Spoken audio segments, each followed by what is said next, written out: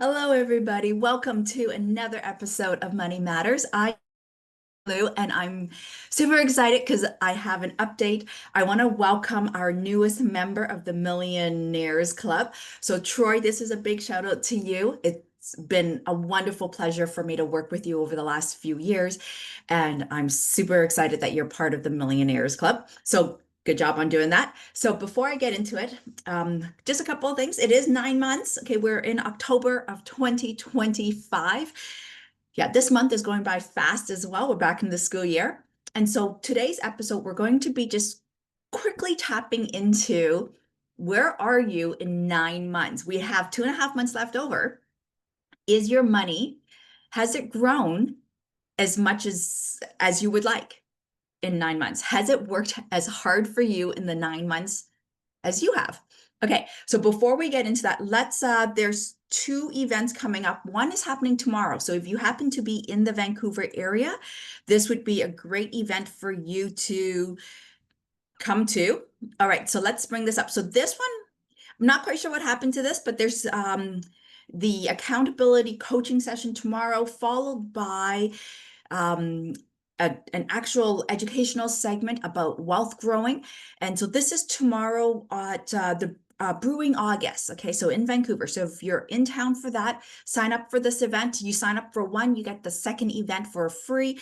And I think there's also like bring a friend discount as well. That is tomorrow. Okay, and then we have our monthly mastermind. Our last one was done on Friday, and I do apologize. There was a few people who signed up on the day of, and I'm really, really sorry, but my team does not work that fast. Okay, so if you want to make sure that you get invited to the next mastermind, please sign up before the day because otherwise you just won't get invited until the next month. Okay, so I do apologize for that. So our next mastermind is in November 21st. And we talk about, we do an educational segment on real estate. It's a small niche group, and we talk about challenges that we're facing, and we give each other support. And then there's also an educational segment as to how to make your journey in real estate more successful. So I hope to see you on those ones. All right, so let's get into the topic of today. So today is October the 20th. So we're in 9 months. And so as part of an entrepreneur, part of being in real estate, one of the things that we normally do in our 9th month is to do a reflection, a balance check, a pivot point. So in today's session, what I'm going to do with you is walk you through the idea, the mindset of has your money grown in the last 9 months, okay? And thinking of it from the viewpoint of an investor. Okay. Now, even if you're not a real estate investor, because I know a few people who watch this channel are not investors at all, they may just be getting into their first property, and that's absolutely fine. It's really around the mindset. So don't take the numbers that I'm going to show you as the absolute numbers, but it's really how can you apply what I'm saying to you in your situation?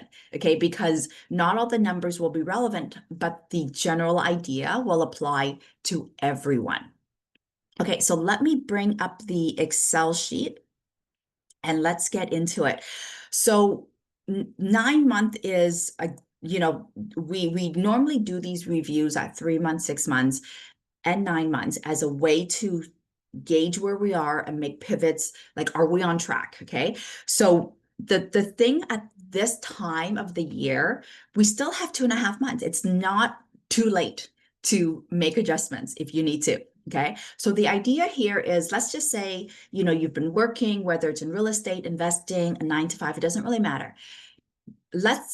How much growth has your money made in the last 9 months?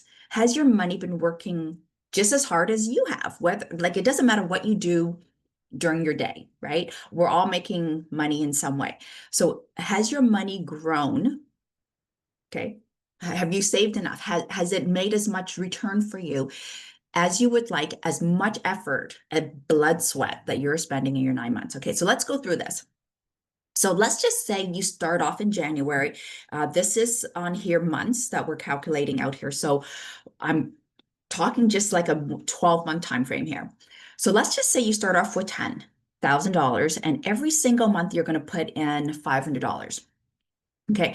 I'm trying to make the numbers here sort of as a gauging point, like a starting point for the discussion. But even if you don't have 10,000, it's okay. Even if you're not able to put in 500 a month, that's okay. If you could put more, that's fantastic. Okay. But the idea here is to show you how the numbers would work out. So at the end of the month, you would have a total savings of 10,500. So this is simple math here. It's the 10,000 plus your 500. Now, every single month, the idea is that you're going to put $500 into the savings account. Okay. And this amount is going to grow either in a GIC, some sort of investment account, not a savings account, not just a regular bank account. Okay. Like if you have a bank account that's giving you 6% a year in return, send me a message. Let me know. Okay. Because I would love to know that as well. Okay. So at the end of the month, you have 10,500. Okay. Which is just your 10,000 plus your 500. If it's making 6% a year, okay, the math on that is you take your 1050 times your 6%, divide it by 12. You have to divide it by 12 because that's the number of months in the year, okay? So in the course of that month, you're going to make $52.50, okay? So you add that to your 10.5. So now you have $10,552.50. That's what you carry over to the next month, okay? The idea here is that you're going to be growing this every single month in this account. Now, I am assuming that you're getting compounding interest on that 6% every single month. Depending on your investment vehicle, you might not get that, okay? You might just get 6% on the year, and it's like the max amount that they'll give you is that 6%. So it's not compounding for the year. So it depends on the institution and how they do that math. Okay. But let's just go on the assumption that you are very fortunate. You found a 6% investment vehicle and it's compounding every single month. We are now at the end of October. Okay, so at the end of 9 months, you're going to have about $15,000. So even if we go to about the 8th month, at the end of the 8th month, you're going to have about 14.5. That's still a really good amount. Okay. Now, the thing to keep in mind is that if you're putting in $500 every single month over a 12-month period, that's $6,000. Okay. That's a really, I wouldn't say aggressive, but it's a good investment amount. Okay. And the reason why I say that is because if you look at your annual salary, and let's just say it's 70,000. Okay. If you make way more than that, fantastic. At about 70,000, if you can save $6,000 a year, that's about 8.5% going towards your savings. Okay. That is actually really good. Okay. The target that everybody talks about is this 10%. Okay. If you can do 10, if you can do 12, even 15, oh my God, so much better. Okay. So, and then of course that depends on your annual income as well. Like the more money you make, the more you're going to have to set aside. Okay. This 8% doesn't change, or 9, 10%. That amount doesn't change. The dollar amount will change. Okay. So you have to keep that in mind, that the more money you make, the more money you're going to need to put aside. Okay. It's a percentage thing. So the way this percentage is calculated is you just take your $6,000, which is the 500 every single month for the year. So $6,000 divided by your 70. That's how you get that percentage. And you just make sure you convert it to percentages. Okay, so that is your percentage that you're going to be saving. So that is the starting point on this calculation. Now, I want to, take it one step further and talk to you about, in the 9 months, how else, what else you could do with that money now that you have this 9 month worth of money saved up. Okay, you can leave it in this special investment account making 6%, which is great. Okay, or you can now start thinking about maybe buying an investment property. What else can you do? Okay, now if you're not into real estate, that's totally fine, but at least get your first primary. Okay, that is hands down one of the most important things you could do in your financial career. Now, of course, you do have to time the market. So this is where I should probably, I'll say, okay, that the advice and the opinions and, the comments that I make on these sessions is really my own opinions, my own advice to myself. So please, before you go implement it, go and talk to another investor, your financial advisor, people you know in your group. Just validate that information before you go and implement it. Now, I do also need to put out there is that depending on who is in your network, that might not be a good place to go and get advice. So then you may need to want to expand your network of people and get different advice from other people. Okay. Because people only know what they know. Okay. So here's where this is the opinion that I have that deviates from other people.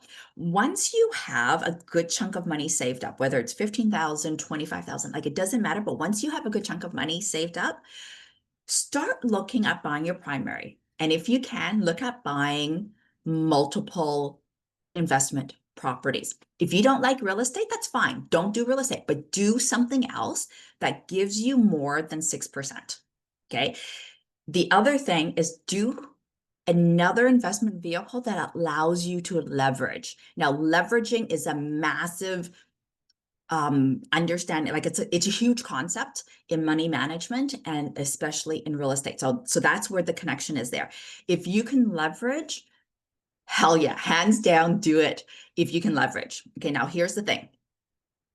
So I'm going to go over to this spreadsheet here a little bit. I'm going to make this, let's see, can we move it? Okay, so there you go. So let's just say you're able to save this 15,000, okay? And you can go and tap into maybe another 4,000, or you wait a couple more months and now you've got your 20,000. Okay, here's the thing. If you can go and buy a property at $400,000, okay, at 5% down payment, that's $20,000. Okay. So what I'm saying is that you actually have enough money to do a down payment for a property if you're in this sort of criteria range, $400,000 at 5%. Okay. The 5% is for primary mostly. So if you are an investor like me, we can't qualify for 5% anymore. Okay. But that is fine. Okay. That's another conversation. $400,000, maybe a one-bedroom condo in Vancouver, Toronto, a duplex, depending on where you are in Alberta, okay, Saskatchewan maybe as well. Yeah, in Saskatchewan, you probably can get a triplex with this one. Okay, so this is assuming that you can go and get a place at around $400,000, put down 5%. If you can do that, technically you've got enough money for your down payment. Okay. Now, because it's your primary, you sort of have to live there. So you sort of want to make sure that this is in an area that you're going to want to be in. Okay. So for me, I'm in Vancouver. So let's just say I go and I want to buy a one-bedroom condo and I live there. Okay. This would be perfect. Now, I might not be able to get the 5%, but that's another conversation. Okay. So now here is where the leveraging math really makes sense here. Okay. After 1 year, if this property that you purchased increases by 5% appreciation, okay, the average across Canada is around 3, depending on where you are, like in Toronto or Vancouver, you're looking at 8, 10, depending on the market. Right now, it's super soft, like there's no appreciation at all. It might even be negative appreciation, depending on who you talk to. But if you're in Alberta, okay, we're seeing 5, 8% appreciation depending on where you are. So this might be realistic depending on where you are. Okay, so if you are in a place that has a 5% appreciation, okay, now this is different from your down payment, okay, but so let's just update this. I'm going to put 4% here, okay, just so that you can see the difference between a down payment and the appreciation. If you're in a place and you purchase this property, at the end of that 1 year, okay, now you've got a $400,000 property. Yes, you have a mortgage, okay, but this property would have grown by 4% appreciation, very passive appreciation. You didn't even have to do anything to get this. You would have made $16,000 in equity. Okay, this is what I'm talking about, leveraging with the banks to have your money grow for you. Okay. This is based on you growing your money for 9 months, taking that chunk of money and then going to buy a place. Okay. Now, next year, you would have made an extra $16,000 without doing any more work. Okay. So now your equity in this property is now 36,000. And this 36,000 is based on your $20,000 that you put in plus the 16% growth. Sorry, $16,000 in growth. Okay. So you've literally almost doubled your equity by leveraging. Okay, so if you're not connecting the dots, I highly recommend that you reach out to me or have somebody else watch this video with you and explain it to you, because this is a huge way to make your money work for you, right? Like you've just spent 9 months of 2025 working, okay? How else are you going to make more money? Okay, saving is snail's pace, so slow. Okay, so let me just check my notes. I want to make sure that I touch on everything before I sign off today. So I do want to say thank you for watching. If you are new to the channel, please subscribe, please like, please put a comment, give me some feedback. Like these comments, whether I'm wrong or right on this, please let me know, because the feedback, it really does encourage me to like improve my content. Okay, so so I just want to make sure that I touch everything here, because we're 9 months in, right? And I want you to be able to have more time with your family, to have more financial independence.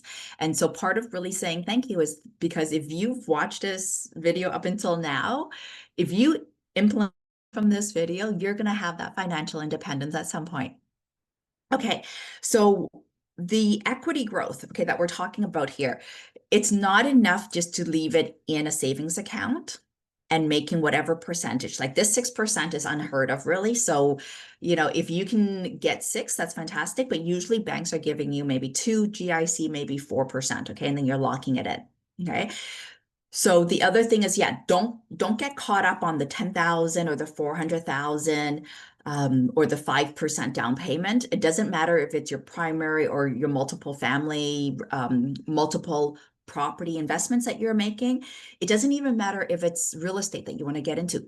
Just do something where you're leveraging your funds a lot more. Okay. Figure out a way to put the funds into like your TFSA, into stocks or some sort of business. Okay, so where are you getting that equity growth from? Okay, so yeah, so the thing here is the consistency on putting the $500 into some sort of savings that you're doing here. Okay, so that is what I am going to leave with you is, how are you making your money grow for you other than you just working 9 to 5, okay, or you working your day job. Okay, this once you have this growth, this momentum, it just keeps going on its own. Like you don't need to keep doing this down the road, but once you get the momentum going, your money is going to have its own job here. Like this equity growth that we're going to see here just grows every single year after that. Okay, so okay, those are all my notes there. So thank you so very much for watching. If you are able to join me on the next mastermind, I would love to see you guys there, and especially at the event happening tomorrow night with the Wealth Development Network. Okay, thank you, everybody. Have a wonderful week. Bye.